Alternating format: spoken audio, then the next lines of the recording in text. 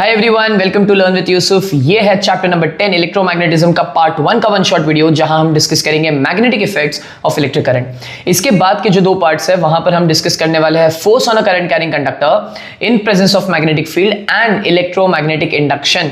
सो आप बने रहिए, ये वाला पार्ट कंप्लीट करना, उसके बाद वो वाली चीजें भी समझ में आ जाएगी। अगर आप इस चैनल पे न्यू हो तो पहले के जितने भी चैप्टर्स के मैंने वीडियोस अपलोड किए हैं वो भी जरूर चेक करना, बिकॉज वहां पर बहुत सारे competency and application based questions किए हैं।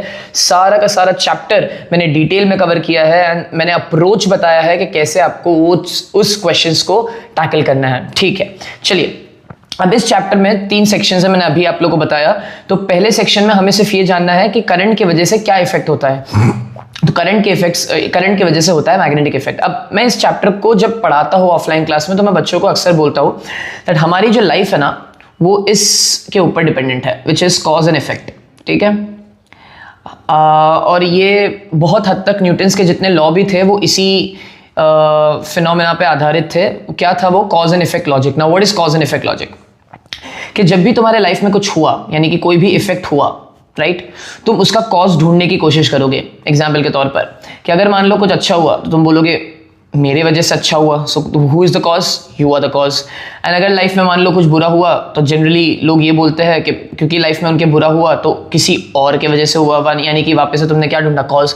यानी कि हर एक चीज, हर एक इवेंट जो तुम्हारे लाइफ में हो रहा है उसका कोई ना कोई कारण होगा, ये हम ऐसा सोचते हैं। ठीक, हम 95 या मैं बोलूँ 95 भी क्या, 99% लोगों इस तरीके से ही सोचे, because our mind is a meaning making machine. उसको हर चीज में मतलब ढूंढना है, राइट।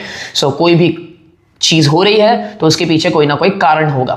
तो अब चैप्टर का नाम क्या है? Magnetic effect of electric current. तो अगर आप लोग ने करंट इलेक्ट्रिसिटी चैप्टर अच्छे से पढ़ा है, अगर आपने वो वीडियो वो चैप्टर नहीं पढ़ा है अब तक, डिस्क्रिप्शन चेक करो या फिर डायरेक्टली चैनल पे जाओ, वहां पे आपको करंट इलेक्ट्रिसिटी का चैप्टर मिल जाएगा।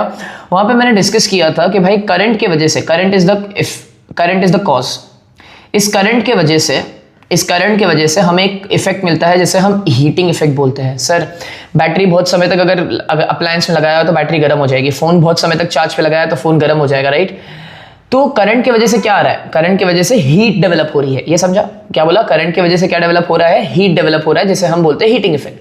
अब इंसान है लालची, इंसान है सेल्फिश, राइट। उसको उसके खुद के मतलब का सोचना, और जो सही भी है भाई, तो ही तो हम इवॉल्व करेंगे। पहले खुद का सोचो, उसके बाद फिर दुनिया का सोच ही लोगे तुम, विच वेरी फेयर। तो हमने ये देखा कि करंट की वजह से अगर हीट डेवलप हो रही है तो क्यों ना हम इसके अप्लायंसेस बना ले, जैसे इलेक्ट्रिकल हीटर, बराबर ना। हीटर अभी थोड़ी बहुत भी ठंडी आ गई होती है, हम गीजर ऑन करना शुरू कर देते हैं। क्यों? बिकॉज इलेक्ट्रिसिटी की वजह से वहां पे क्या डेवलप हो रहा है? हीट डेवलप हो रहा है। फिर इलेक्ट्रिकल टोस्टर, इलेक्ट्रिकल आयरन, बराबर, हेयर ड्रायर, हेयर स्ट्रेटनर, ये सारे अप्लायंसेस में एक चीज कॉमन है कि करंट की वजह से क्या डेवलप हो रहा है? हीट, बराबर है सर। तो उसी तरीके से हम बोल रहे हैं इस चैप्टर में करंट की वजह से क्या डेवलप हो रहा है? Magnetic effect. बट अब ये जल्दी विजुलाइज होता नहीं है, बराबर। मैं आपको एक दूसरे तरीके से विजुलाइज कराता हूं, सुनो। मान लीजिए, ठीक है, मान लीजिए यहां पर ये मैग्नेट है, this is north and this is south, बराबर बोल रहा हूं। यहां पे ये नॉर्थ है, ये साउथ, ये क्लियर? ठीक है। अब मुझे बताइए, अगर ये मैग्नेट का नॉर्थ, ये मैग्नेट का नॉर्थ, बराबर, ये दोनों आपस में आएंगे तो ये रिपेल करेंगे, बराबर, ठीक है। या फिर अगर मैं बोलता ये नॉर्थ है, ये साउथ है, दोनों अट्रैक्ट करते हैं, ठीक। लेकिन अगर मैं इस मैग्नेट को, है ना, एक नॉन मैग्नेटिक मटेरियल के पास लेके जाऊं तो क्या ये कोई भी तरह का डिफ्लेक्शन बताएगा? डिफ्लेक्शन का मतलब क्या सर? मूवमेंट का मतलब क्या? Force sir. सिंपल, मैं बोल रहा हूं अगर मैं इस मैग्नेट को, इसको मैग्नेट बोल दो, मैग्नेटिक नीडल बोल दो, कुछ भी बोल दो, अगर मैं इस मैग्नेट को या मैग्नेटिक नीडल को किसी और मैग्नेट के प्रेजेंस में लेके जाऊंगा तो ये डिफ्लेक्ट करेगा, यानी कि या तो ये रिपेल करेगा या तो अट्रैक्ट करेगा, ये क्लियर है। लेकिन मैं इसी मैग्नेटिक नीडल को अगर एक नॉन मैग्नेटिक मटेरियल के आसपास लेके जाता हूं तो क्या ये कोई डिफ्लेक्शन बताएगा? नहीं। ठीक है सर, समझा। तो एक चीज हमें हमेशा क्लियर रखनी है कि जब भी मैग्नेटिक नीडल में डिफ्लेक्शन आ रहा है, आई रिपीट, जब भी मैग्नेटिक नीडल में डिफ्लेक्शन आ रहा है, मैग्नेटिक नीडल क्या कर रहा है? मूव कर रहा है, हिल रहा है, तो हमें ये चीज का ध्यान रखना है कि पक्का आसपास क्या है? किसी और का मैग्नेटिक फील्ड है। सर ये मैग्नेटिक फील्ड का मतलब क्या? मैग्नेटिक फील्ड का मतलब किसी का, है ना, किसी का फोर्स ऑफ इन्फ्लुएंस, बराबर। अब अरे यार ये मैग्नेट है, बराबर, इसका कुछ फोर्स ऑफ इन्फ्लुएंस होगा ना, यानी कि एक हद तक ये मैग्नेटिक प्रॉपर्टी बता पाए, ये एक हद तक मैग्नेटिक फोर्स अप्लाई कर पाएगा, उसके बाद नहीं अप्लाई कर पाएगा। सर एग्जांपल दीजिए, मान लीजिए मैग्नेट है, ठीक, ये दूसरा मैग्नेट, अगर मैं इस मैग्नेट को इसकी विसिनिटी में रखता हूं तो ये रिपेल करेगा, बराबर। लेकिन अगर मैं इस मैग्नेट को बहुत दूर रख दूं, इस मैग्नेट से इस मैग्नेट को बहुत दूर रख दूं, तो क्या इस वाले मैग्नेट पर कोई फर्क पड़ेगा? नहीं पड़ेगा। तो आपने क्या बोला? What is magnetic field? Magnetic field is the force of influence, कि अपने एनवायरनमेंट में किस हद तक वो किसी और मैग्नेट या मैग्नेटिक मटेरियल पे क्या लगा सकता है? फोर्स लगा सकता है। समझा? हाँ सर समझा। तो हमें क्या, अब तक हमने क्या चीज सीखी कि भाई अगर आज के बाद मैग्नेटिक नीडल डिफ्लेक्ट कर रहा है, रिपीट, अगर आज के बाद मैग्नेटिक नीडल डिफ्लेक्ट कर रहा है तो पक्का उसके आसपास क्या होगा? किसी और का मैग्नेटिक फील्ड होगा या फिर कोई और मैग्नेट प्रेजेंट होगा, हाँ या ना? ठीक है सर। हुआ ये कि एक जमाने में एक साइंटिस्ट रहते थे। भाई मैं आधे ज़्यादा टाइम है ना आड़े टेढ़े बातें करूंगा, तो प्लीज़ ज़्यादा सीरियस से मत लेना, कुछ चीज़ इसमें सच है, कुछ मनगढ़ंत कहानियां हैं। तो एक ज़माने में एक साइंटिस्ट रहते थे जिनका नाम था क्रिश्चियन हेनरी ऑयस्ट्राट, है ना। और वो ज़माने में बेसिक करंट इलेक्ट्रिसिटी के एक्सपेरिमेंट्स करते थे। सर क्या मतलब, समझा नहीं। तो देखो ये रेजिस्टर है, हाँ या ना, ये यहाँ पे एक बैटरी है, हाँ या ना, और यहाँ पे एक कॉइल है जिसमें से ये वायर है जिसमें से करंट पास हो रहा है, ठीक। अब ये जैसे ही करंट पास हो रहा था, ये बस अपनी रीडिंग्स वगैरह ले रहा है, वगैरह वगैरह वगैरह। अब हुआ ये कि जिस जमाने में वो रहते थे, उस जमाने में घर जाने के लिए, है ना, खुद के घर जाने के लिए ऑब्वियसली बात है एक नीडल चाहिए होता था, कंपस चाहिए होता था, जो अर्थ की मैग्नेटिक फील्ड से क्या करे, नीडल अपने आप को डिफ्लेक्ट करता था। बराबर मैंने बोला ना, जब भी नीडल डिफ्लेक्ट करे मतलब पक्का आसपास क्या है, मैग्नेटिक फील्ड है। तो अर्थ की खुद की भी मैग्नेटिक फील्ड होती है, तो उस मैग्नेटिक फील्ड में डिफ्लेक्ट करके वो हमें डायरेक्शन बताता था, और वो जो साइंटिस्ट थे वो अपने घर पे पहुंचता था। हुआ ये कि एक दिन वो अपना जो नीडल है वो वहीं पे लेबोरेटरी में भूल गए, और वो अपने घर की जगह किसी और के घर में घुस गए, ठीक है। तो लाफा खाया उन्होंने, बेटा मजाक कर रहा हूँ, ठीक है। उन्होंने लाफा खाया, उन्होंने बोला कि यार ये तो मैं किसी और के घर में भूल गया, यानी कि मैग्नेटिक नीडल या कंपस तो मेरे पास होना जरूरी है। अगले दिन वो आए, और अगले दिन उन्होंने रिस्क बिल्कुल नहीं लिया, बिल्कुल रिस्क नहीं लेने का। अभी एक लाफा तो खा चुके वो। उन्होंने इस नीडल को अपने सेटअप के पास रख दिया, यानी कि इस वायर के पास रख दिया, सो दैट वो भूले ना अभी, राइट। और उन्होंने अपने नॉर्मल एक्सपेरिमेंट्स वापस से शुरू कर दिया, और उन्होंने अचानक से चीज़ देखी कि जैसे ही ये करंट पास होना शुरू हो गया इस वायर में से, ये जो नीडल है ये डिफ्लेक्ट होना शुरू हो गया। यानी कि ये नीडल इस तरीके से रखा हुआ था, ये ऊपर एक वायर का सेटअप है, और ये नीडल इस तरीके से डिफ्लेक्ट करने लग गया। मजाक के अलावा बोल रहा हूँ, उनकी फट तो गई थी। नहीं ठीक है, अच्छा वो साइंटिस्ट इंडिया के नहीं थे, नहीं तो अभी तक तो कुछ ना कुछ, है ना, मंत्र जाप या फिर कोई दुआ वगैरह पढ़ना शुरू कर लिया होता किसी ने कि भाई भागो भागो भागो, ये क्या नीडल डिफ्लेक्ट कर रहा है। बट उनके अंदर क्यूरियोसिटी थी, वो साइंटिस्ट है, ठीक है। उनके अंदर क्यूरियोसिटी थी, उन्होंने देखा कि यार अगर ये नीडल डिफ्लेक्ट कर रहा है, आई रिपीट, अगर ये नीडल क्या कर रहा है, डिफ्लेक्ट कर रहा है, यानी कि पक्का इसके आसपास क्या है, मैग्नेटिक फील्ड है। अब वो बोले मैग्नेटिक फील्ड आ कहां से रही है, तो उन्होंने झांका यहाँ टेबल में कि कोई मैग्नेट रखा है क्या, क्योंकि मैंने तुम्हें क्या बोला था, मैग्नेटिक नीडल में डिफ्लेक्शन कब आता है, जब आसपास क्या हो, कोई और मैग्नेट या फिर मैग्नेटिक फील्ड हो, बराबर। तो उन्होंने आसपास झांका, उन्होंने बोला नहीं यार कोई मैग्नेट तो है नहीं। उन्होंने ना क्या किया, उस सर्किट को बंद कर दिया। मैंने ना यहाँ पे छोटी सी गलती ये की है, यहाँ पे मुझे एक स्विच बना लेना चाहिए था। हाँ सर, बात तो बराबर है आपकी। ये स्विच उन्होंने क्या किया, ये स्विच उन्होंने क्लोज किया यानी कि सर्किट जोड़ा, तो उन्होंने देखा डिफ्लेक्शन आ रहा है। जैसे ही उन्होंने स्विच ओपन किया यानी कि सर्किट ब्रेक किया, ये डिफ्लेक्शन बंद हो गया। उन्होंने बोला यार एक सेकेंड, ये तो बहुत बड़ी डिस्कवरी हो गई है। क्या डिस्कवरी हो गई है भाई, कि करंट की वजह से उसके आसपास क्या डेवलप हो रहा है, magnetic field. I repeat, current carry, इसको हम बोलते हैं करंट कैरिंग कंडक्टर। क्या बोलते हैं, करंट कैरिंग कंडक्टर। अबे कंडक्टर का मतलब होता है वायर, ठीक है। तो इस करंट कैरिंग कंडक्टर के आसपास क्या डेवलप हो गई, मैग्नेटिक फील्ड, जिसकी वजह से इस नीडल ने क्या दिखाया, डिफ्लेक्शन दिखाया। अरे भाई इसी डिफ्लेक्शन ने तो बोला कि हम चैप्टर पढ़ रहे हैं magnetic effect of electric current. तो अब तक करंट की वजह से सिर्फ एक इफेक्ट डेवलप हो रहा था, वो है हीटिंग इफेक्ट। अब करंट की वजह से एक और इफेक्ट डेवलप हो रहा है जिसे हम बोलते हैं मैग्नेटिक इफेक्ट। आप बोलोगे आप ये सर कहाँ काम आता है ना, ये कहाँ काम आता है, तो बेटा जो आपके घर पे फैन लगा हुआ है, बराबर, ये भी मैंने फैन ऑन किया, राइट। अब अगर आप लोग को थोड़ा बहुत यहाँ पे ऊपर की तरफ वीडियो में दिख रहा होगा, यहाँ पे रिफ्लेक्शन, रिफ्लेक्शन बोल रहा हूँ, थोड़ा बहुत अगर दिख रहा होगा, ऊपर देखो, यहाँ पे ऊपर ये देखो टाइम पास, ये देखो यहाँ पे फैन घूम रहा है, बराबर। अब बहुत ज्यादा आवाज आ जाएगी वीडियो में, बंद कर देता है। तो ये क्या किया मैंने, ये फैन के हाथ से घुमाया मैंने, नहीं ना, करंट ऑन किया ना। कुछ तो था ना इसमें, अब वो कुछ तो था क्या, वो पार्ट 2 में बताऊंगा, ठीक है। तो प्लीज बने रहो, वो तो उसमें चीजें समझ में आ जाएगी। लेकिन यहां से जैसे ही मैंने करंट ऑन किया फैन के अंदर, तो कुछ तो घुमा, कुछ तो डिफ्लेक्शन आया। अबे वही तो कॉन्सेप्ट का नाम है magnetic effect of electric current.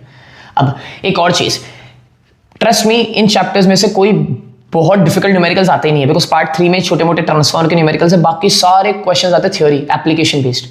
अच्छे से थ्योरी पढ़ो अच्छे से, और सारे क्वेश्चंस हो जाएंगे। मैं बोल रहा हूं ना, हो जाएगा। चलो अब हम कुछ ऑब्जर्वेशंस देखते हैं। अब ये ऑब्जर्वेशंस क्या थे जो साइंटिस्ट ने देखे, राइट? उन्होंने ये देखा कि जब भी एक करंट पास हो रहा है कंडक्टर में से वो मैग्नेटिक फील्ड प्रोड्यूस करेगा। अच्छा, वो क्या सपना आया था उनको मैग्नेटिक फील्ड प्रोड्यूस हो रहा है? नहीं, मैंने क्या बोला था? What was the evidence? The evidence was this deflection of the needle. अब तुम खुद सोचो, एग्जाम में तुमको सिर्फ ये एक लाइन के ऊपर क्वेश्चन आया था भाई पिछले साल, और पिछले से पिछले साल भी। और अभी अगर कॉम्पिटेंसी बेस्ड क्वेश्चन उठा के देखो, तुम बोलोगे भाई क्या क्वेश्चंस आ रहे हैं, इतने सिंपल क्वेश्चंस है, बट तुम अगर सोचोगे और तुम्हें बेसिक लेवल पे कॉन्सेप्ट मालूम है तो ही होगा भाई, नहीं तो तुम रट नहीं सकते यहाँ पे कि मैं ये लाइन रट के चला जाओ तो हो जाएगा। रटो मत, समझो कि भाई उस कहानी क्यों सुनाई मैंने, कि तुम्हें समझे उस साइंटिस्ट को कैसे पता चला कि इस करंट कैरिंग कंडक्टर के आसपास मैग्नेटिक फील्ड। आई रिपीट, उस साइंटिस्ट को कैसे पता चला कि उस करंट कैरिंग कंडक्टर के आसपास मैग्नेटिक फील्ड है, जब इस नीडल ने क्या किया? डिफ्लेक्ट किया। अगर ये नीडल ने डिफ्लेक्ट किया ही नहीं होता तो कभी जिंदगी में पता ही नहीं चला होता मुझे कि इस करंट कैरिंग कंडक्टर के आसपास मैग्नेटिक फील्ड भी होती है, और ये मोटर या मैं बोलूं फैन इन्वेंट ही नहीं हुआ होता। तो सबसे पहला पॉइंट क्या है? अ करंट कैरिंग कंडक्टर प्रोड्यूसेस अ मैग्नेटिक फील्ड। रटने से पहले अच्छा है समझो सिचुएशन वाइज कि अच्छा करंट कैरिंग कंडक्टर के आसपास मैग्नेटिक फील्ड डेवलप होगी। कैसे पता चला? नीडल ने डिफ्लेक्ट किया। तो तुम्हें समझ में आ गया क्वेश्चन क्या आएगा एग्जाम में? अगर आज के बाद ऐसा कोई सेटअप आ गया और नीडल डिफ्लेक्ट करते हुए दिख गया, पक्का ये कौन सा कॉन्सेप्ट है? Magnetic effect of electric current. भाई सवाल बन जाएंगे तुम्हारे, ठीक है। नेक्स्ट बोला है this is called magnetic effect of electric current. ठीक है सर, ये तो पता ही। नेक्स्ट बोला है the strength of the magnetic field depends on the magnitude of the current. क्या मतलब सर? भाई कितना मैग्नेटिक फील्ड डेवलप होगा, कितना स्ट्रॉन्गर मैग्नेटिक फील्ड डेवलप होगा, वो डिपेंड करता है करंट के वैल्यू पे। मैं एक एग्जांपल के थ्रू समझाता, फैन के एग्जांपल के थ्रू समझाता हूं। मैंने यहाँ पे फैन को 1 पे ऑन किया, यानी कि करंट कम फ्लो हो रहा है तो डिफ्लेक्शन भी कम है। डिफ्लेक्शन कम का क्या मतलब? मैग्नेटिक फील्ड कम प्रोड्यूस हो रही है।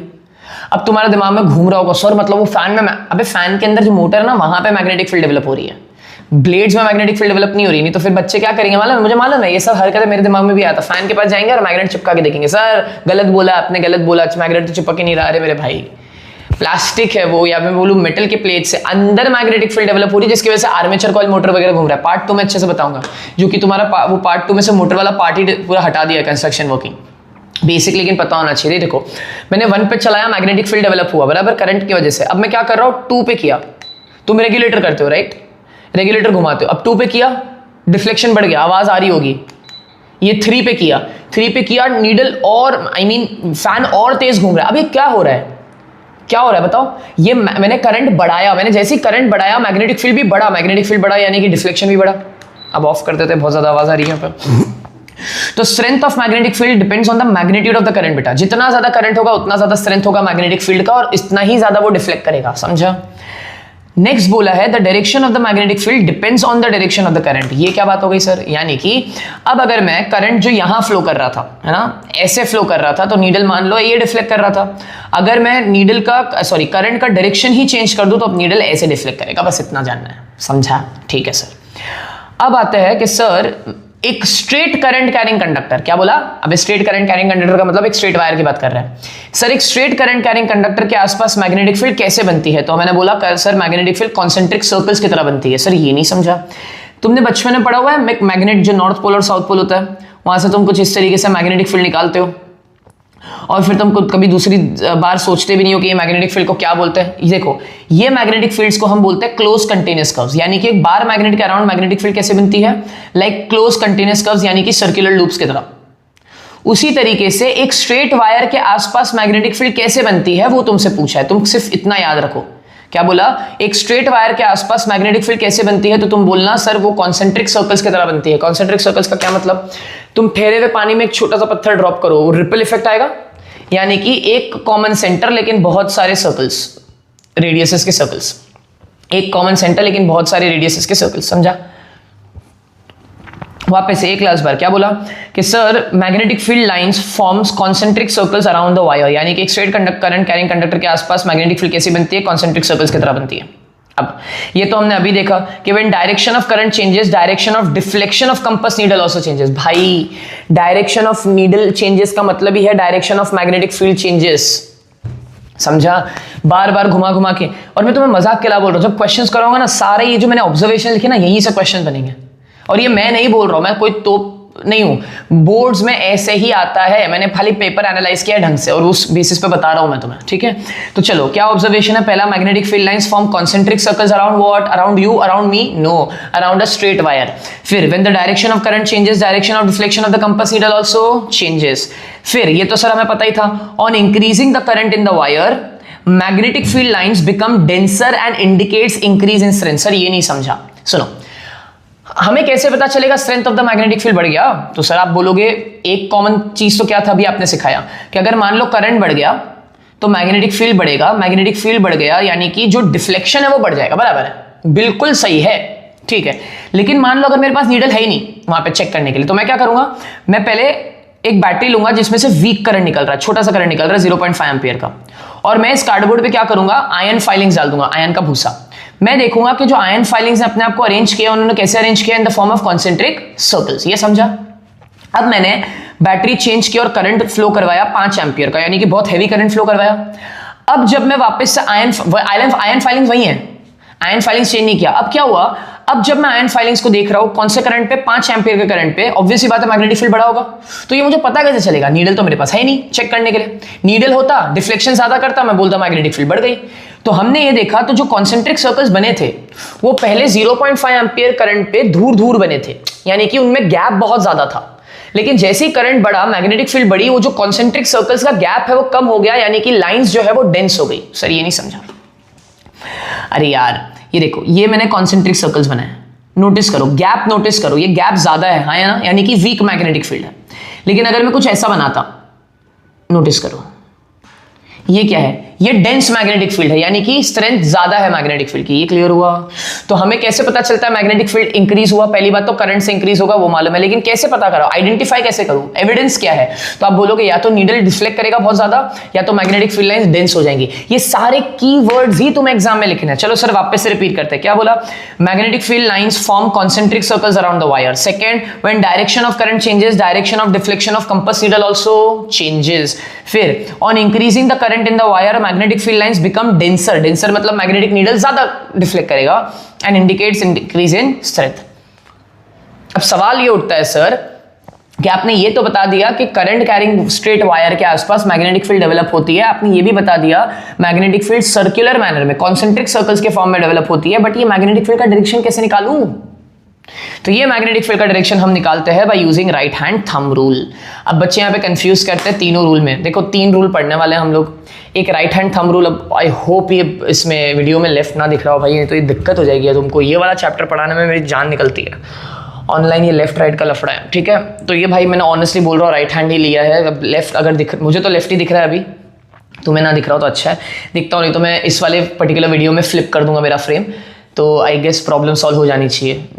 हाँ, तो ये मैंने क्या लिया, राइट हैंड लिया, है ना, ये राइट हैंड लिया। ये थंब जो है ये बताता है कि करंट का डायरेक्शन थंब बताएगा, और ये जो फिंगर्स है जब इनके कर्ल करोगे, क्या बोला, ये राइट हैंड है, राइट हैंड ही है बराबर, राइट हैंड का जो थंब है, थंब इंडिकेट करेगा करंट का डायरेक्शन, और ये जो फिंगर्स कर्ल करोगे, ये कर्ल फिंगर्स बताएगा मैग्नेटिक फील्ड का डायरेक्शन। सर बताइए, देखो क्या बोला, if you hold a current carrying conductor in a right hand such that thumb points in the direction of current, then fingers encircle the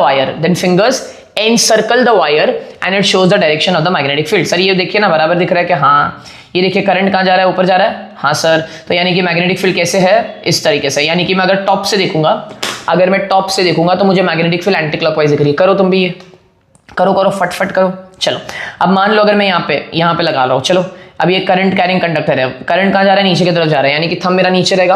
अब मैं ऊपर से अगर देखूंगा तो मुझे क्लॉकवाइज दिख रहा है, क्या दिख रहा है, क्लॉकवाइज दिख रहा है, हाँ सर बराबर। चलिए आगे बढ़े कि नहीं बढ़े, आगे बढ़े कि नहीं बढ़े, चलो ठीक है। अब है नेक्स्ट के what is, how does the magnetic field around a current carrying loop appears. Again the magnetic field around a current carrying loop appears like concentric circle, same चीज है, लगाओ राइट हैंड थंब रूल। तो देखिए यहाँ पे current जा रहा है, करंट ऊपर गया पी पे, तो मैंने थंब ऊपर रखा और फिंगर्स ऐसे कर्ल की, बराबर। तो ये यहाँ पे कुछ इस तरीके से मैग्नेटिक फील्ड लाइंस बन रही है, समझा कि नहीं समझा बेटा। यहाँ पे करंट नीचे की तरफ आ रहा है, तो करंट नीचे आया, फील्ड लाइंस अंदर की तरफ इस तरीके से जा रही है, तो ये फील्ड लाइंस ऐसे बनी, बराबर। यानी कि पॉइंट पी पे मैग्नेटिक फील्ड लाइंस इस तरीके से बन रही है, और पॉइंट क्यू पे मैग्नेटिक फील्ड लाइंस इस तरीके से बन रही है, समझा। यहाँ पे एंटी क्लॉकवाइज है और यहाँ पे क्लॉकवाइज है, ठीक है। अब यहाँ पे क्या ऑब्जर्व करना है सर, जैसे आपने करंट कैरिंग कंडक्टर के टाइम पे ऑब्जर्वेशन बताया था, यहाँ क्या ऑब्जर्व करूँ, तो देखो near centre of loop magnetic field lines are nearly parallel to each other, so magnetic field lines are uniform. Sir ये नहीं समझा, अरे यार ये देखो ना, जब मैग्नेटिक फील्ड लाइंस बन रही थी कॉन्सेंट्रिक सर्कल्स, तो सेंटर में, लूप के सेंटर में सारी की सारी मैग्नेटिक फील्ड लाइंस जो जी वो अपीयर हो रही थी लाइक स्ट्रेट लाइंस. एक्चुअली वो स्ट्रेट लाइंस है नहीं, वो आगे जाके कर्व करने वाला है. देखो यहाँ पे ये आगे जाके क्या करने वाला है, कर्व करने वाला है, लेकिन वो हमें दिख रहा है स्ट्रेट लाइन, तो हम क्या बोलते हैं, because they are straight line and parallel they are uniform. यानी कि मैग्नेट, तो आपसे अगर पूछता है in a circular loop where is a magnetic field uniform, आप बोलोगे at the centre of the loop. क्या बोलोगे, at the centre of the loop. ठीक है सर. नेक्स्ट बोला है, ये तो सर हमें मालूम है, magnetic field strength increases if the strength of the current in the loop increased. ये तो पता ही था. या फिर अब नंबर ऑफ टर्न्स इंक्रीज कर दिए जाए. सर ये क्या मतलब, ये देखो यहां पे जो मेरे पास लूप है वो एक टर्न का है, तो करंट भी 1 टाइम्स जा रहा है. मान लो अगर मैंने लूप 10 टर्न्स का ले लिया, तो अगर 10 टर्न्स का लूप ले लूंगा तो 10 टाइम्स करंट चला जाएगा. यानी कि टर्न्स बढ़ाने से करंट बढ़ेगा, करंट बढ़ाने से मैग्नेटिक फील्ड भी बढ़ जाएगा. तो अब मैग्नेटिक फील्ड बढ़ाने के कितने तरीके हो गए आपके पास सर, 2. पहला तरीका क्या, if the current increases the magnetic field strength increases. दूसरा क्या तरीका था कि if the number of turn increases the magnetic field strength again increases. ये याद रहेगा सर हमें. फिर अब ये एक इंटरेस्टिंग चीज है, ये अभी के लिए याद कर लो बेटा, ये थर्ड पार्ट में बहुत ज्यादा काम आने वाला है. लेंसेज लॉ जब मैं पढ़ाऊंगा, अभी के लिए प्लीज लर्न कर लो. क्या बोला सर, अब बताओ. अब तक सर ने क्या बोला, राइट हैंड थंब रूल. अब तक सर ने क्या बोला, राइट हैंड थंब रूल. बराबर. राइट हैंड थंब रूल में करंट क्या बताता है, करंट क्या बताता है बताओ. करंट बताता है, करंट क्या बताता है, क्या बोल रहा हूं, थंब क्या बताता है, करंट का डायरेक्शन. और फिंगर्स क्या बताती, कर्ल्ड फिंगर्स, मैग्नेटिक फील्ड का डायरेक्शन. बराबर. लेकिन अगर मान लो करंट ही सर्कुलर घूम रहा है, जैसे यहां पर भी घूम रहा था यहां पे, तब मैं क्या करूं, तब राइट हैंड थंब रूल लगाना थोड़ा डिफिकल्ट हो जाता है. तो मैं क्या करूंगा, मैं अब उल्टा कर दूंगा, राइट हैंड थंब रूल का उल्टा कर दूंगा. क्या कर दूंगा, अब जिस डायरेक्शन में करंट घूम रहा है ना बेटा, जिस डायरेक्शन में करंट घूम रहा है उस डायरेक्शन में अपने फिंगर्स को कर्ल करूंगा. वापस से बोलो सर, जिस डायरेक्शन में करंट घूम रहा है उस डायरेक्शन में फिंगर्स को कर्ल करूंगा. चलो सबमिट मेरे साथ करो. यहां पे क्या दिख रहा है सबको कि करंट कैसे घूम रहा है, एंटी क्लॉकवाइज घूम रहा है, हाँ या ना. तो अगर करंट एंटी क्लॉकवाइज घूम रहा है, चलो फिंगर्स को एंटी क्लॉकवाइज घुमाओ फिंगर्स को एंटी क्लॉकवाइज. राइट हैंड, ये लेफ्ट हैंड दिख रहा होगा तुम्हें, मैं अभी फ्लिप कर दूंगा पक्का.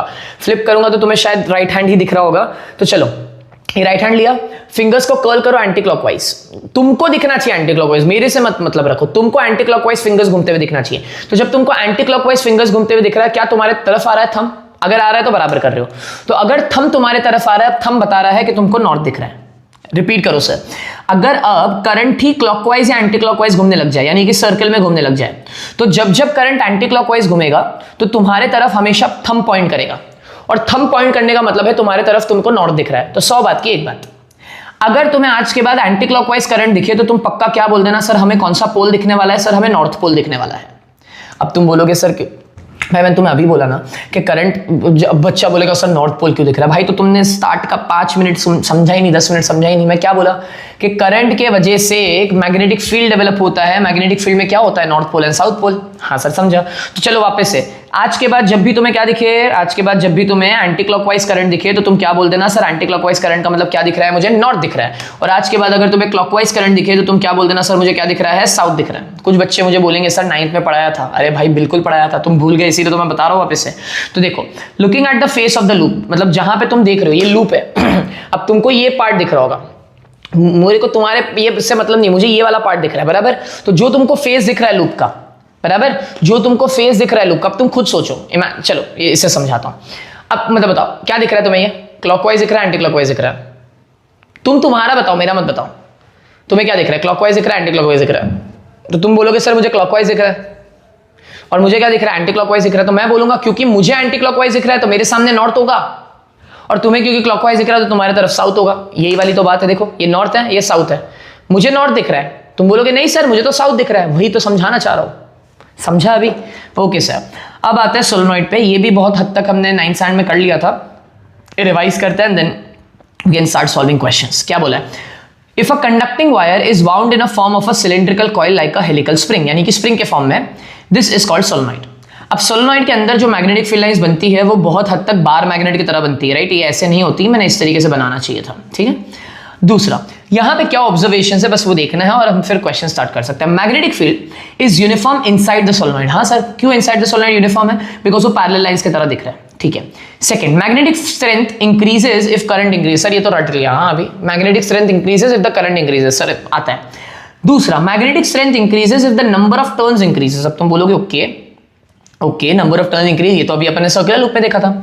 लेकिन मैग्नेटिक फील्ड एक तरीके से और इंक्रीज किया जा सकता है जब आप सॉफ्ट आयन कोर रख दो at the axis of the solenoid. Sir ये नहीं समझा, चलिए मुझे बताइएगा कि ये दो सोलेनोइड्स में से कौन से सोलेनोइड में ज्यादा मैग्नेटिक फील्ड प्रोड्यूस हुआ है? Please be very careful. अब तुम बोलोगे सर आपने बैटरी का लफड़ा, नहीं, बैटरी दोनों जगह सेम रखा है मैंने, यानी कि करंट दोनों जगह सेम है, नंबर ऑफ टर्न सेम रखे हैं, मटेरियल सेम है, वायर सेम है, सब कुछ सेम है। अब बताना मुझे, ठीक है, बताओ कहां पर मैग्नेटिक फील्ड स्ट्रेंथ ज्यादा? अब तुम बोलोगे सर ये क्या बात हो गई, इस दोनों जगह तो सेम ही है। कोई बच्चे मुझे बोल रहे होंगे देखो यहाँ पे सर 3 मैग्नेटिक फील्ड लाइंस बनाई है, यहाँ पर भी 3 मैग्नेटिक फील्ड लाइंस बनाई है, दोनों मैग्नेटिक फील्ड स्ट्रेंथ नहीं सेम नहीं है। तुम बोलोगे सेम है, लेकिन मैं बोल रहा हूँ नहीं सेम नहीं है। अब तुम बोलोगे सर कैसे? याद है मैंने ऊपर अभी बताया था मैग्नेटिक फील्ड स्ट्रेंथ चेक करने का 2 तरीके हैं। एक तो तुम कैसे चेक करोगे, तुम नीडल ले आओ। तो मान लो मैंने नीडल यहाँ ले आया, ये एक नीडल ले आया, तो यहाँ पे जो नीडल है उसने डिफ्लेक्ट किया, फिर मैं ये वही नीडल यहाँ ले आया तो मैंने देखा ये नीडल ने ज्यादा डिफ्लेक्ट किया। तो यार क्योंकि सेकंड वाले केस मुझे मालूम है ना मैग्नेटिक फील्ड स्ट्रेंथ इसमें ज्यादा है, तो क्योंकि यहाँ पे नीडल ने ज्यादा डिफ्लेक्ट किया तो तुम बोलोगे हाँ सर मैग्नेटिक फील्ड स्ट्रेंथ ज्यादा है। लेकिन मैं कैसे पहचानूं, मुझे कैसे मालूम, मेरे पास तो नीडल है ही नहीं। तो अब मैंने याद है तुम्हें बताया था कि तुम उसकी क्लोजनेस देखोगे। किसकी क्लोजनेस? मैग्नेटिक फील्ड लाइंस की क्लोजनेस। कितने लोग को दिख रहा है कि यहां पर मैग्नेटिक फील्ड लाइंस सेपरेटेड है, लेकिन यहां पर मैग्नेटिक फील्ड लाइंस बहुत कॉन्सेंट्रेटेड है, यानी कि नजदीक है, चिपक चिपक के है। तो याद है मैंने बोला था कि जितना मैग्नेटिक फील्ड लाइंस डेंसर होगा, जितना चिपक के होगा, उतना स्ट्रेंथ ज्यादा है। That's it. अब वहीं पे तुम्हारा लॉजिक। अब देखो हो क्या रहा है। आयन कोर, आयन का मतलब क्या? लोखंड, लोखंड का मतलब क्या? वो मैग्नेटिक फील्ड से क्या होता है? अट्रैक्ट होता है, बराबर है, उसमें मैग्नेटिक मटेरियल होता है। तो इस वाले केस में मैंने क्या किया था, इस वाले केस में मैंने क्या बोलते हैं, कोई भी कुछ रखा नहीं था। यहाँ पे नंबर ऑफ टर्न्स, यहाँ पे नंबर ऑफ टर्न सेम थे, यहाँ पे करंट सेम था, यानी कि करंट और नंबर ऑफ टर्न सेम है तो मैग्नेटिक फील्ड भी सेम ही होनी चाहिए। हाँ सर सेम ही है मैग्नेटिक फील्ड। मैंने क्या किया, मैंने इस सेम ऐसा ही ये भी दिख रहा था, लेकिन मैंने क्या किया, यहां पर एक सॉफ्ट आयन कोर डाल दिया। ये देखो यहां पे इस तरीके से। अब ये सॉफ्ट आयन कोर डालने से होता क्या है, देखो ये मैंने सॉफ्ट आयन कोर डाल दिया यहाँ पे येलो कलर का, मतलब लोखंड का टुकड़ा डाल दिया, बेसिकली सोलेनोइड के अंदर लोखंड का टुकड़ा डाल दिया। अब होता कैसे, तो जो मैग्नेटिक फील्ड लाइन पास होते हुए नहीं जा रही थी, सेपरेटेड जा रही थी सोलेनोइड से, आयन कोर लोखंड का टुकड़ा आने की वजह से सारी मैग्नेटिक फील्ड लाइंस अब क्या कर रही है, उस लोखंड के टुकड़े में से पास करने की कोशिश कर रही है, जिसकी वजह से सारी की सारी मैग्नेटिक फील्ड लाइंस कहां आ गई, नजदीक आ गई, यानी कि चिपक गई, एंड इसी वजह से स्ट्रेंथ क्या हो गया, बढ़ गया। 100 बात की एक बात, मैग्नेटिक फील्ड को इंक्रीज कैसे किया जा सकता है, जब तुम उसके एक्सिस में, है ना, सोलेनोइड आयन कोर रख दो। ये सेम चीज यहां पर भी की जा सकती है। तुमसे पूछ सकता है how will you increase the strength of the magnetic field, तो तुम बोलोगे by increasing the current, yes sir, by increasing the number of turns, yes sir, और by introducing a soft iron core in the axis, यानी कि बीच में iron core डाल दो तो सारी स्ट्रेंथ जो है वो बीच में आ जाएगी और फील्ड स्ट्रेंथ बढ़ जाएगा। समझा? ओके सर, समझ गया। अब इलेक्ट्रोमैग्नेट क्या है, बहुत ऑब्वियस है, temporary strong magnet made by passing a current in a coil wound soft ion, यही वाला, इसको टेम्परेरी सॉरी इलेक्ट्रोमैग्नेट बोलते हैं, उनको टेम्परेरी मैग्नेट्स भी बोलते हैं। अब ये याद रखना, डीसी सोर्स यानी कि अगर डायरेक्ट करंट पास करवाऊंगा इलेक्ट्रोमैग्नेट से ओवर ऑल्टरनेटिंग करंट, तो बिकॉज ऑल्टरनेटिंग करंट के पास फ्रीक्वेंसी होती है, ऑल्टरनेटिंग करंट की वजह से जो पोलैरिटी है वो बदलती रहती है। ये सर हमने 9th में किया था, राइट। ये सोलेनोइड है, मैंने यहाँ पे एसी सोर्स यानी कि ऑल्टरनेटिंग करंट डाल दिया, तो यहाँ पे नॉर्थ बना, यहाँ पे साउथ बना, तो हाफ टर्न्स में, यहाँ पे हाफ साइकिल में, यानी कि करंट क्या होता है, अपना डायरेक्शन और वैल्यू दोनों बदलता है, बराबर। डायरेक्शन और वैल्यू बदलने के चक्कर में एक बार नॉर्थ एक बार साउथ यहाँ बनेगा, तो एक बार साउथ एक बार नॉर्थ यहाँ बनेगा। अब 50 हर्ट्ज का मतलब होता है वो क्या करेगा, वो अपने आप को चेंज करेगा, उसकी पोलैरिटी बार बार क्या होगी, चेंज होगी। अच्छा इतना बोला है। अब ये आप लोग रीड करो खुद से, ways of increasing magnetic field electromagnet, वापस से by increasing current, by increasing the number of turns, comparison दिया हुआ electromagnet and permanent magnet, you can definitely check this out. We will directly start with the question now, very important. पहला question competency based questions and PYQs है, ये तुम्हें train कर देंगे सोचने पर कि कैसे क्वेश्चंस अप्रोच किया जाता है। Trust me, I am not here to discuss the solution, I am telling you what is the approach, मैं कैसे अप्रोच करता हूं, ये देखो। चलिए क्या बोला है, अ straight wire is placed vertically through a cardboard sprinkle with ion filings. अब अगर तुम रीड करके आगे बढ़ोगे तो तकलीफ हो जाएगा, विजुअलाइज करो। क्या बोला है, अ स्ट्रेट वायर, क्या बोला, अ स्ट्रेट वायर, एक सेकेंड दीजिए,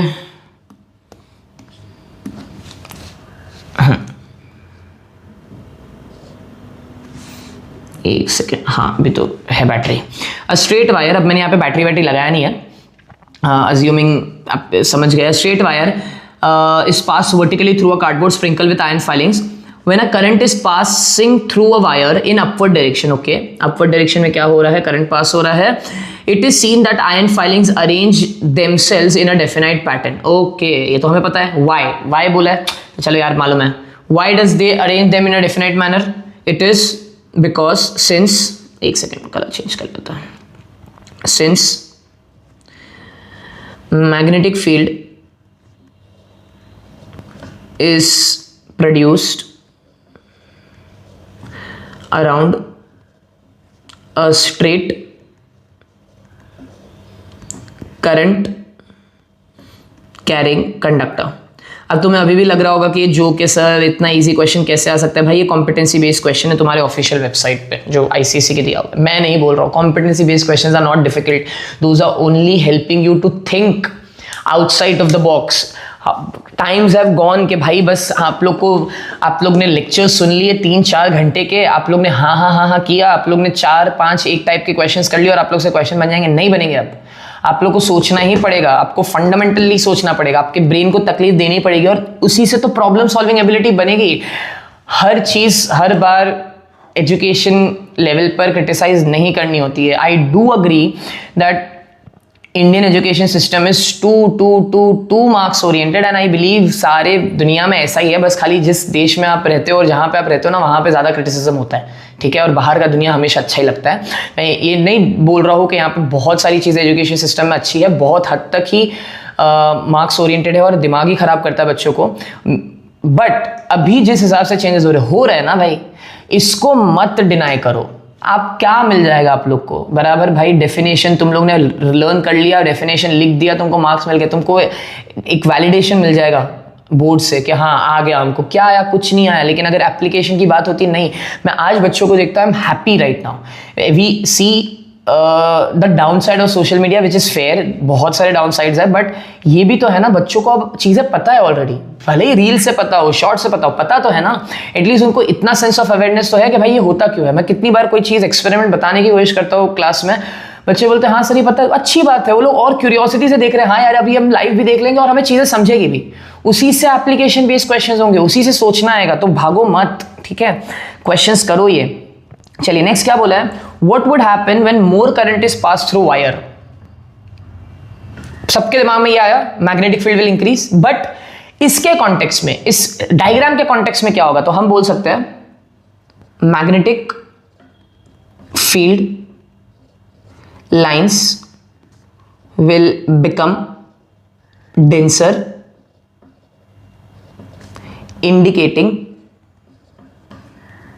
indicating strength of field। समझा?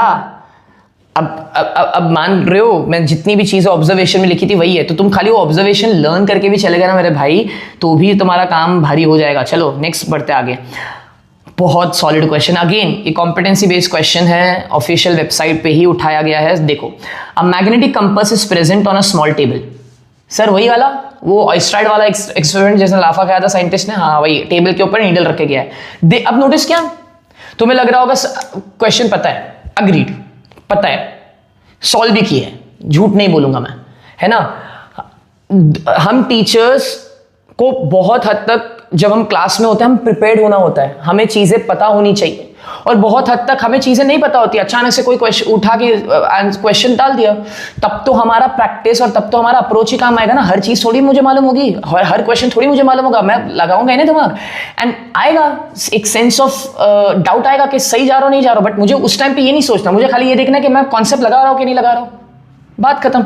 अब देखो, मैं जब बोल रहा हूँ, मैं क्यों बीच बीच में रोक रहा हूँ क्वेश्चन के, मैं टाइम वेस्ट नहीं करना चाह रहा यहाँ पे, मैं उल्टा तुम्हें बता रहा हूँ मैंने कैसे सोचा, वो देखो। सोल्यूशन क्या है भाई, तुम अभी जाओगे गूगल पे टाइप करोगे, इसका सोल्यूशन मिल जाएगा, तो चैट जीपीटी पे मिल जाएगा तुमको, लेकिन तुम अप्रोच देखो। मैं हर एक लाइन पढ़ के ना रुक जाता हूं, तुम्हें लगता है टाइम लगता है, नहीं लगता, इसमें बहुत ज्यादा टाइम लगता। A magnetic compass is present on a small table very close to the wall in a room. A man enters the room and switches off AC is fitted over a ceiling. He observe that the needle in the compass shows deflect. Sir हमें समझा ही नहीं question, कहां से समझेगा भाई, तुमने brain को process करने के लिए टाइम ही नहीं दिया। मैं नहीं बोल रहा हूं एक्सट्रीम सोचो एक लाइन पे, लेकिन वो कैप तो समझो, विजुअलाइज तो करो। चलो मेरे साथ, अ magnetic compass is present on a small table. इतना सा पॉज जरूरत है, खुद मजाक के अलावा बोल रहा हूं, उस एग्जाम के माहौल में खुद ब खुद तुम्हारे दिमाग में चीजें फीड होने लग जाएंगी। फिर very close to the wall in a room, a man enters the room and switches on AC fitted near the ceiling. He observes that the needle in the compass shows deflection. तुरंत आया वही सब दिमाग में कि जो मैंने theory वहीं से स्टार्ट किया था। अब बोला है identify the most suitable reason. क्या रीजन की वजह से वो नीडल ने डिफ्लेक्शन दिखाया होगा? A, air blowing in the room, क्या फुकट का क्या बोलते हैं ऑप्शन है। Second, current starts flowing through AC wire concealed in adjacent wall, ये लग रहा है। वाइब्रेशन प्रोड्यूस बाय मैन, क्या हिल रहा था तो नीडल डिफ्लेक्ट किया। भूकंप आया, vibration produce due to hammer in his hand that fell on the ground. क्या बोल रहा है, कुछ भी बोल रहा है भाई। नीडल में डिफ्लेक्शन इसीलिए आया because current starts flowing through AC wire concealed in adjacent wall. AC लगा हुआ था, करंट फ्लो हो रहा था, करंट की वजह से मैग्नेटिक फील्ड डेवलप हुई और नीडल डिफ्लेक्ट किया। देखा, इतना इजी क्वेश्चन है। एंड फिर बच्चे बोलते हैं सर हमसे कॉम्पिटेंसी बेस्ड क्वेश्चन नहीं हो रहे। क्यों भाई, इजी तो है, समझ में आ तो रहा है। चलो नेक्स्ट, अब ये वाले क्वेश्चंस मैंने तुम्हें जान करके नहीं बताया। अब यहाँ पे ना एक सेट ऑफ रूल है, वो तुम्हें याद रखना है। तुमसे जब भी ऐसा सवाल पूछा जाए ना कि भाई अगर करंट फ्लो कर रहा है तो बताइए नीडल कहाँ डिफ्लेक्ट करेगा, बराबर, तो मैं तुमको एक सोल्यूशन दे देता हूँ और उसके बाद आराम से सारी चीजें हो जाएंगी। तो जब भी तुम ऐसा कोई सवाल है कि तुम्हारे पास एक वायर है, सुनना ध्यान से, तुम्हारे पास एक वायर है और उस वायर में जो कंपस है, क्या बोला, जो कंपस है, नीडल है, वो वायर के बिलो रखा गया है। क्या बोला, वायर के कहाँ रखा गया है? बिलो। ये देखो, ये नॉर्थ, ये साउथ। क्या बोला, वायर के बिलो रखा गया। तो ये वायर है, अरे यार कहाँ गया भाई तू, हाँ ये वायर है, उस वायर के नीचे इस कंपस रखा गया इस तरीके से, ये ऐसे कंपस रखा गया, ये नीडल है यहाँ पे। तो जब भी वायर के नीचे कंपस रखा गया है तो मैंने क्या बोला, बिलो बोला, बिलो। बिलो में क्या आता, डब्ल्यू डब्ल्यू डब्ल्यू डब्ल्यू। तो यानी कि जो नीडल है, ये जो नॉर्थ साउथ वाली जो नीडल है, वो वेस्ट की तरफ डिफ्लेक्ट करेगी। कहाँ डिफ्लेक्ट करेगी? वेस्ट की तरफ। जितना बोल रहा हूं उतना करो, सारे क्वेश्चन बन जाएंगे। क्या बोला, when ever the needle is below the wire, whenever the needle is below the wire, where will the needle deflect? The needle will deflect towards west. Tried and tested है, मान लो एग्जाम में marks आ जाएंगे। क्या बोला, जब भी एक wire है, उस वायर के बिलो अगर नीडल रखा हुआ है, बिलो बिलो बिलो, तो बिलो में क्या आता है? W। तो यानी कि वो कहाँ डिफ्लेक्ट करेगा? वेस्ट की तरफ डिफ्लेक्ट करेगा। सर लेकिन मान लो तो मेरे बच्चे स्मार्ट है कि अगर नीडल वायर के अबाव रखा गया है, above above above above, above में क्या आता? ई आता। तो यानी कि नीडल कहाँ डिफ्लेक्ट करेगा? ईस्ट में। ठीक है, जो है वो है। अब तुम बोलोगे सर ये तो रटने की वैसे जरूरत थी भी नहीं, हमें मालूम है कि अगर ऑब्वियसली बात है नीडल को ऊपर रख दोगे तो मैग्नेटिक फील्ड का डायरेक्शन वहाँ पे चेंज हो गया होगा और नीडल भी क्या करेगा? अपोजिट डायरेक्शन में डिफ्लेक्ट करेगा। क्या ये चीज समझी कि नहीं समझी? क्या बोला, बोलो बोलो, क्या बोला कि अगर नीडल वायर के अबाव है, अबाव में ई आता, कहाँ डिफ्लेक्ट करेगा? नीडल ईस्ट की तरफ। और अगर नीडल वायर के बिलो है, बिलो में क्या आता? डब्ल्यू, तो नीडल कहाँ डिफ्लेक्ट करेगा? वेस्ट में। करते पहला question, study the diagram and answer the following question. In which direction will the needle deflect when the key is closed? अब यहाँ पे बताया नहीं गया था, बट ऑब्वियसली बात है, नीडल कहाँ है? Below the wire. And if the needle is below the wire, the needle will be deflected towards waste. Next question बोला है, व्हाई इज डिफ्लेक्शन प्रोड्यूस? बताओ, व्हाई इज डिफ्लेक्शन प्रोड्यूस? क्योंकि फूक मारा मैं, नहीं ना? Why is needle deflection produce? Because magnetic field, because magnetic field is produced around a wire, गलत, around a current carrying wire। ये भी बच्चे गलती करके आते हैं, सिर्फ वायर लिख के आता है। भाई वायर के आसपास मैग्नेटिक फील्ड नहीं डेवलप हो रही है, करंट कैरिंग वायर के आसपास मैग्नेटिक फील्ड डेवलप हो रही है। चलिए next, what will be the change in the direction of deflection?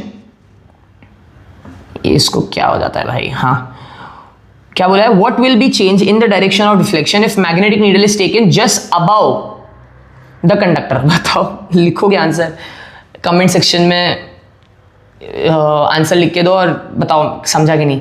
अब name one device which works on this principle. तो भाई it is motor, then it is galvanometer, right. ये सारी चीज़ों में ये प्रिंसिपल यूज हो रहा होता है। नेक्स्ट, अब ये भाई क्वेश्चन तो तुम कर रहे हो, मैं नहीं कर रहा।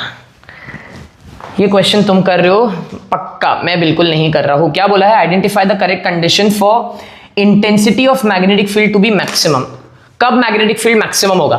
तो देखो उन्होंने दो टेबल दे दी है, तुम्हें एक ऑप्शन सिलेक्ट करना है ऐसे कि जब मैग्नेटिक इंटेंसिटी, मैग्नेटिक फील्ड कब ज्यादा होगा, जब डिस्टेंस फ्रॉम वायर स्मॉल और अमाउंट ऑफ करंट स्मॉल है, जब distance of wire small and amount of current large है, when distance of wire is, अभी अब तुम बोलोगे सर करंट का तो समझा, और बहुत से बच्चों को दिमाग में ये भी क्लियर हो गया होगा कि क्या आंसर आने वाला है, बराबर, कि मैग्नेटिक फील्ड इंटेंसिटी मैक्सिमम कब होता है, जब करंट क्या फ्लो करेगा, लार्ज फ्लो करेगा। तो बहुत ऑब्वियस है, या तो ऑप्शन बी है या तो ऑप्शन डी है। चलो मैंने इतना भी बता दिया भाई, नालायक आदमी हूं मैं, बोलता हूं सॉल्व करने के लिए फिर खुद ही सॉल्व कर देता हूं। तो या तो बी है या तो डी है, बराबर, क्योंकि करंट लार्ज होना चाहिए। अब तुमको सिलेक्ट करना है दोनों में से, तुम खुद सोचो। अब डिस्टेंस का मतलब क्या, कि अगर तुम यहां हो इस पॉइंट ए पर तो तुमको मैग्नेटिक फील्ड ज्यादा महसूस होगी, या तुम अगर यहां हो पॉइंट बी पर तो तुमको मैग्नेटिक फील्ड ज्यादा महसूस होगी। मैंने सारी चीज बता दी, आप कमेंट सेक्शन में फटाफट लिखो। चलिए, this is probably the last question and let's start. Next उन्होंने बोला है state the polarities at A and B. Sir what do you mean by polarities at A and B, यानी कि प्लस माइनस बताना है। तो चलो राइट हैंड थंब रूल लगा ले। अब आप बोलोगे आपको कैसे पता चला, बेटा सेम क्वेश्चन है, मजाक नहीं कर रहा हूं, ये सारे क्वेश्चन आए हुए हैं। तो देखो, अगर मैग्नेटिक फील्ड यहां पर एंटी क्लॉकवाइज बन रही है, यानी कि मैंने क्या बोला था, मैग्नेटिक फील्ड एंटी क्लॉकवाइज बन रही है, तो फिंगर्स हमें क्या बताता है, फिंगर्स हमें बताता है मैग्नेटिक फील्ड का डायरेक्शन। अगर मैग्नेटिक फील्ड एंटी क्लॉकवाइज बन रहा है तो अंगूठा कहां है, ऊपर आ रहा है, यानी कि करंट यहां पे ऐसे फ्लो कर रहा है, यानी कि करंट यहां पे ऐसे फ्लो कर रहा है। तो कितनों को समझा, ये तो बहुत बहुत बहुत सिंपल था। Set the polarities at A and B, तो क्या बोलोगे, polarity of A is positive. समझे कि नहीं समझे, तुरंत से तुरंत हो रहे क्वेश्चन यहाँ के। Polarity of B is negative. और बच्चे मुझे बोलते हैं कि सर ये इलेक्ट्रोमैग्नेटिज्म वाला चैप्टर करे कि नहीं करे। अरे भाई करो, बिंदास करो, इस थ्योरी है, फटाफट मुफ्त के मार्क्स है यहाँ पे, मुफ्त के। चलो next, state the effect on magnetic field if an iron rod is held along the axis of the coil. क्या होगा, if an iron rod is kept along the axis of the rod, magnetic field क्या होगा, क्या effect होगा, या तो magnetic field increase होगा या तो डिक्रीज होगा, या कोई फर्क नहीं पड़ेगा, बराबर। तो क्या होगा वाला बताओ, जब तुम आयन कोर रखोगे तो हमें मालूम है sir the magnetic field will increase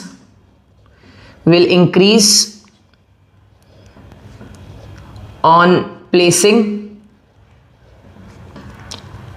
ion rod. समझा। Next, state one way to change the polarity of the coil. Polarity of the coil का मतलब क्या, करंट की बात नहीं कर रहा है, मैग्नेटिक फील्ड का पोलैरिटी चेंज करने का बात कर रहा है, यानी कि यहां नॉर्थ बना यहां साउथ बना, तो अब मैं चाहता हूं यहां नॉर्थ और यहां साउथ बने। तो भाई कैसे पोलैरिटी चेंज करोगे, तो नॉर्थ साउथ का पोलैरिटी चेंज ही किस पे डिपेंड करता है, डायरेक्शन ऑफ करंट पे। तो by changing direction of current, ये वन ऑफ दोस चैप्टर्स है जहां पे मुझे बहुत एक्सट्रीम एफर्ट्स नहीं लेने पड़ते हैं कॉन्सेप्ट समझाने के लिए, इजीली क्लियर हो जाता है। नेक्स्ट बोला है how will you decrease the strength of the magnetic field of the coil. अब देखो एक ही तरीका, या तो करंट को डिक्रीज कर, एक नहीं बहुत सारे तरीके हैं, तो या तो करंट को डिक्रीज कर दो या तो नंबर ऑफ टर्न्स को डिक्रीज कर दो। तो आप क्या बोलोगे, bye decreasing number of turns. मैंने यहाँ पे गलती से लिखा नहीं, यहाँ पे डिक्रीजिंग लिख देता है, by decreasing number of turns और by decreasing the amount of current. क्या यहां तक कहानी क्लियर हुई? यस सर, ये मैंने अज्यूम कर लिया। देखो मुझे एक ही तरीके से फीडबैक मिलेंगे, अगर आप इस वीडियो को अभी देख रहे हो, अगर आपको एक भी क्वेश्चन समझा है, या फिर मैंने अगर 5 मिनट भी आपके लाइफ में अगर कुछ भी तरीके से वैल्यू ऐड की है कि आपको मैं बोर्ड्स में हेल्प कर पाऊँ ICSE एग्जाम को क्रैक करने के लिए, तो डेफिनेटली इस वाले वीडियो का स्क्रीनशॉट लो, मुझे इंस्टा पे जाके टैग करो। This is how I understand that I am doing something right and I'm trying to help as many students as possible. Please do it. या फिर कमेंट सेक्शन में खाली इतना लिख दो दैट सर ये वीडियो समझ में आ गया। I'm not forcing you, but इससे मुझे फीडबैक मिलेगा कि मुझे और कितना आइटरेट करना है और कैसे चीजें सुधारनी है और क्या तरीके का क्वेश्चन लाना है।